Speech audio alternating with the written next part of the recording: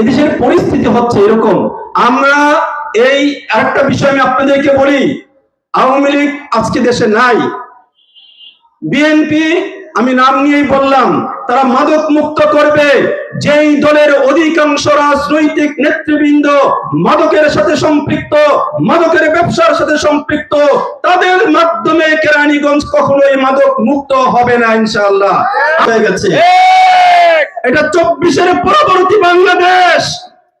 এই 24-এর বিপ্লবে যারা রক্ত আর জীবন দিতে শিখেছে, শাপলা চত্বরে যারা রক্ত আর জীবন দেওয়া শিখেছে, সেই জনগোষ্ঠীকে কোন হুমকি ধমকি দিয়ে দমিয়ে রাখার দিন শেষ হয়ে গেছে।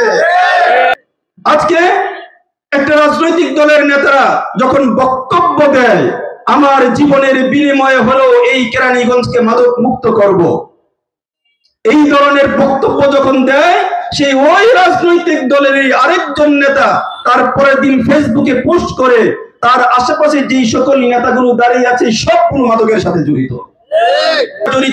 স্বাধীনতার বিগত দিনগুলোতে, পরবর্তী বিগত দিনগুলোতে কোনোদিনও এত বেশি সংখ্যক যুবকরা এই ধরনের কর্মকাণ্ডে ছিল না। আজকে এত বেশি কেন?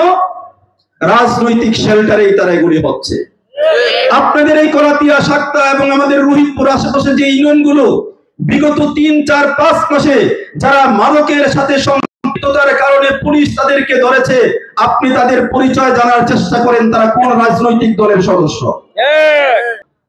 যত ধ্বংসাত্মক কর্মকাণ্ড হয়েছে, যত খুন, দর্শন, ছিনতাই, রাহাজানি, চুরি, ডাকাতি হয়েছে, যত সমাজ বিরোধী, রাষ্ট্র বিরোধী কার্যক্রম হয়েছে, যত অশ্লীল কর্মকাণ্ড হয়েছে, আপনারা বুকে হাত দিয়ে বলেন তো সেই কাজগুলো কারা করেছে?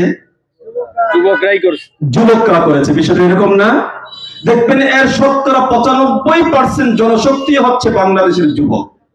আজকে গত 2-3 দিনে আমরা সারা বাংলাদেশে যারা গাড়িতে অগ্নিসংযোগ করলো, রাস্তাতে টায়ার পোড়াইলো, মানুষের জানমাল জীবন মানের ক্ষতি যারা করলো, রাষ্ট্রীয় সম্পত্তির উপরে যারা আক্রমণ করলো, এরা কারা? এরা যুবক। বিষয়টা এরকম না?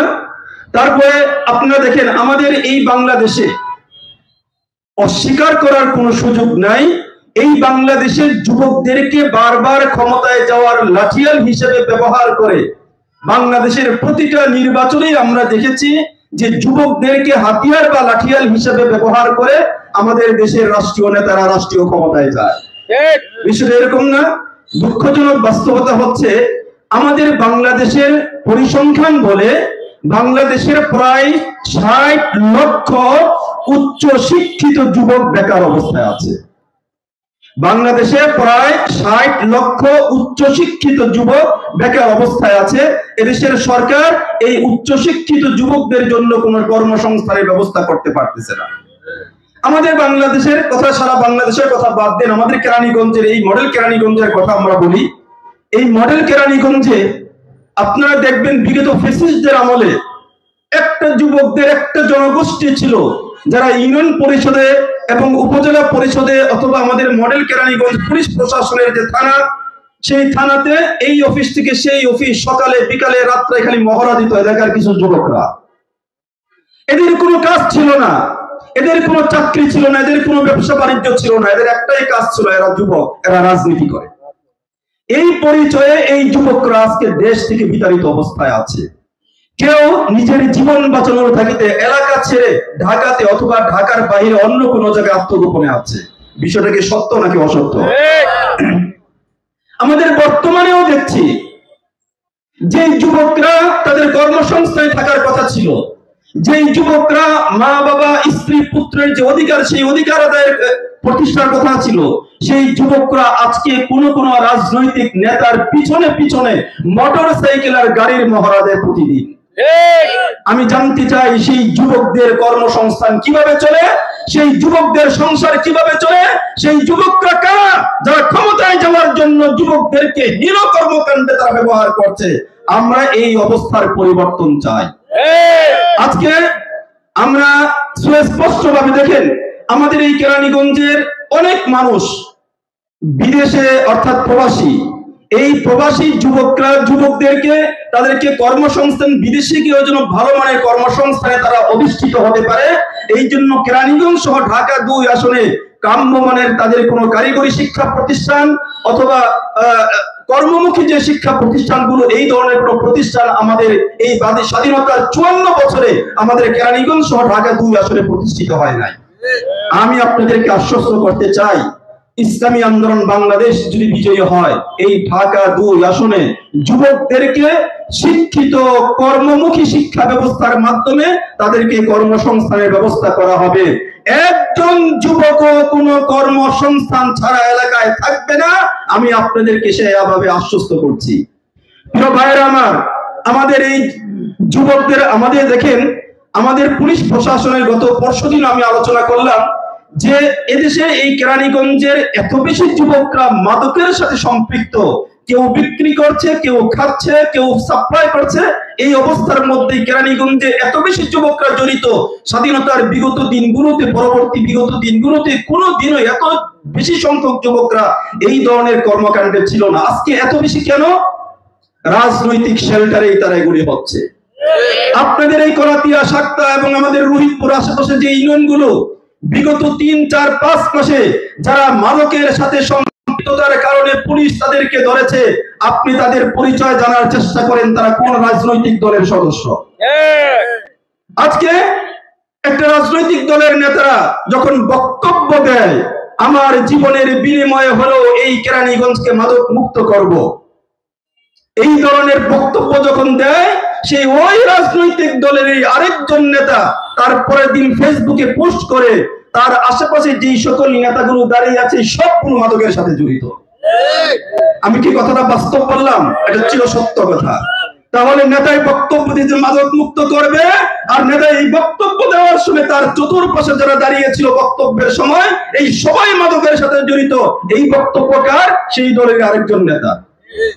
তাহলে এদেশের পরিস্থিতি হচ্ছে এরকম। আমরা এই আরেকটা বিষয় আমি আপনাদেরকে বলি, আওয়ামী লীগ আজকে দেশে নাই, বিএনপি আমি নাম নিয়েই বললাম, তারা মাদক মুক্ত করবে। যেই দলের অধিকাংশ রাজনৈতিক নেতৃবৃন্দ মাদকের সাথে সম্পৃক্ত, মাদকের ব্যবসার সাথে সম্পৃক্ত, তাদের মাধ্যমে কেরানীগঞ্জ কখনোই মাদক মুক্ত হবে না ইনশাআল্লাহ।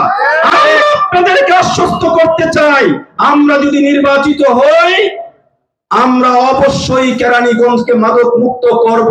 সেটা কিভাবে সম্ভব?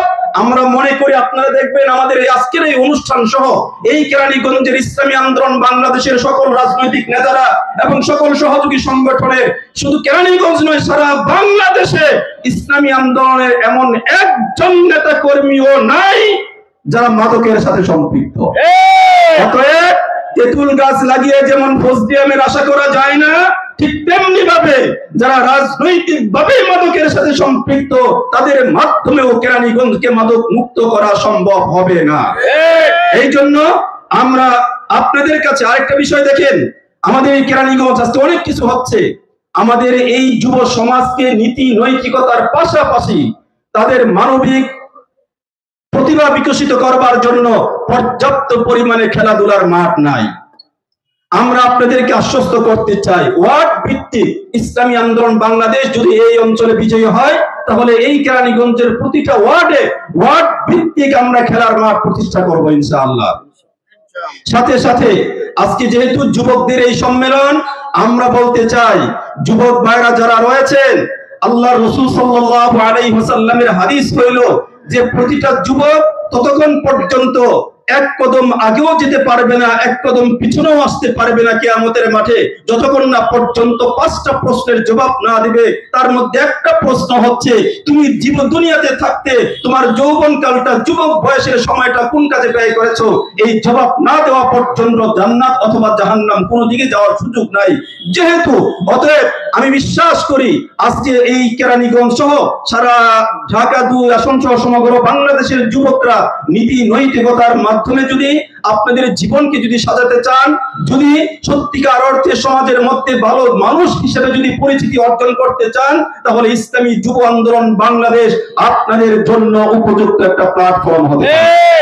সেই জন্য আমরা আসুন, আমরা ঐক্যবদ্ধ হই, আমরা ইসলামী যুব আন্দোলনের ব্যানারে আমরা ঐক্যবদ্ধ হই, যাতে করে এই কেরানীগঞ্জকে যারা মাদকের অভয়ারণ্য হিসেবে পরিণত করতে চায়, যারা যুবকদেরকে ক্ষমতায় যাওয়ার লাঠিয়াল হিসেবে ব্যবহার করতে চায়, যারা যুবকদেরকে ব্যবহার করে ক্ষমতায় যাওয়ার পায়তারা এবং ফন্দি ফিকির যারা করে, যারা নিজেদের হীন স্বার্থে যুবকদেরকে ব্যবহার করে, তাদেরকে পরিত্যাগ করে আগামীতে আমরা ঐক্যবদ্ধ হয়ে এই কেরানীগঞ্জকে, ঢাকা 2 আসনকে যুবকদের জন্য সত্যিকার অর্থে একটা সুখী, সমৃদ্ধ, শান্তিপূর্ণ কেরানীগঞ্জ ঢাকা 2 আসন হিসেবে আমরা প্রতিষ্ঠা করি। প্রিয় ভাইরা আমার, আসুন আমরা ঐক্যবদ্ধ হই। সাথে সাথে আগামী জাতীয় নির্বাচনে আমরা ইসলামী আন্দোলন বাংলাদেশ আগামী জাতীয় নির্বাচনে 300 আসনেই আমাদের প্রার্থী ঘোষণা হয়েছে। আমরাও ঢাকা 2 আসনে নির্বাচনের সর্বাত্মক প্রস্তুতি কার্যক্রম আমরা শুরু করেছি। আমরা আপনাদেরকে একটা কথা বলতে চাই, দেশের মানুষ এখন পরিবর্তন চায়। দেশের মানুষ পরিবর্তন চায়। বিগত ফ্যাসিস্টদেরকে রক্ত আর জীবনের বিনিময়ে আমরা এই দেশ থেকে বিতাড়িত করেছি, আরেকটা ফ্যাসিস্টদের কাছে দেশকে ইজারা দেওয়ার জন্য নয়। আমরা এই কেরানীগঞ্জের মানুষ হিসাবে আমরা এই কেরানীগঞ্জে শান্তিপূর্ণভাবে সহাবস্থান নিয়ে আমরা বসবাস করতে চাই।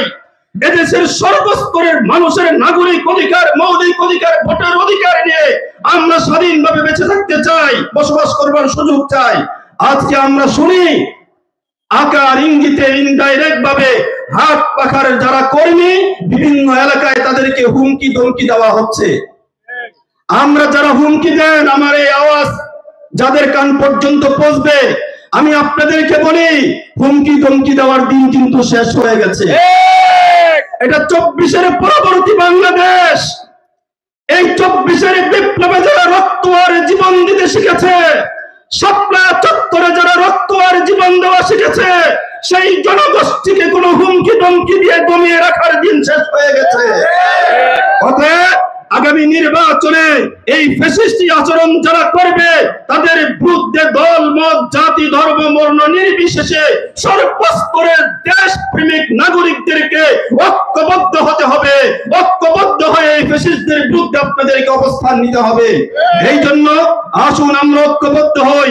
ইসলামের পক্ষের শক্তি, দেশপ্রেমিক জনতার পক্ষের শক্তি এবং সর্বোপরি এদেশের গণমানুষের শক্তি হিসেবে হাত পাখার পক্ষে আপনাদের সকলের দোয়া, আপনাদের সকলের সমর্থন আমি কামনা করছি।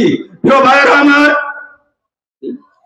ভাইরা আমার, আজকে ইসলামী যুব আন্দোলনের এই সম্মেলন থেকে আমরা সকলের কাছে হাত পাখার পক্ষে সকলের দোয়া, সকলের সমর্থন, সকলের ভোট চাই। আপনারা দেখবেন এই বাংলাদেশে বিগত দিনগুলোতে আপনাদের ভোটে যারা ক্ষমতায় গিয়েছে, আপনারা বলতে পারেন অমুকে এত উন্নয়ন করেছে, অমুকে এত উন্নয়ন করেছে। ঢাকার পাশের কেরানীগঞ্জ, এই কেরানীগঞ্জ এখনো বাতির নিচে অন্ধকারের মতো অবস্থা। এই কেরানীগঞ্জের সুন্দর পরিবেশ এখনো পর্যন্ত হয় নাই। এখনো পর্যন্ত কেরানীগঞ্জ অপরিকল্পিত নগরায়নের মাধ্যমে কেরানীগঞ্জের পরিবেশকে দূষিত, কলুষিত করা হয়েছে। ভাইরা আমার, ইসলামী আন্দোলন বাংলাদেশ যদি এই আসন থেকে নির্বাচিত হয়, বিজয়ী হয়, আমরা আপনাদের সকলের পরামর্শের ভিত্তিতে এই কেরানীগঞ্জ তথা ঢাকা 2 আসনকে পরিকল্পিত আধুনিক শহরে আমরা পরিণত করব ইনশাআল্লাহ। এই জন্য হাত পাখার পক্ষে আপনাদের সকলের সমর্থন চাই, আপনাদের সকলের ভোট চেয়ে এখানেই শেষ করছি। নাসরুম মিনাল্লাহি ওয়া ফাতহুন করিম ওয়া বাশশিরিল মুমিনিন। নারে তাকবীর! এই ঢাকা 2 আসনে কোন মার্কা আছে? সেই মার্কা সবাই বলি।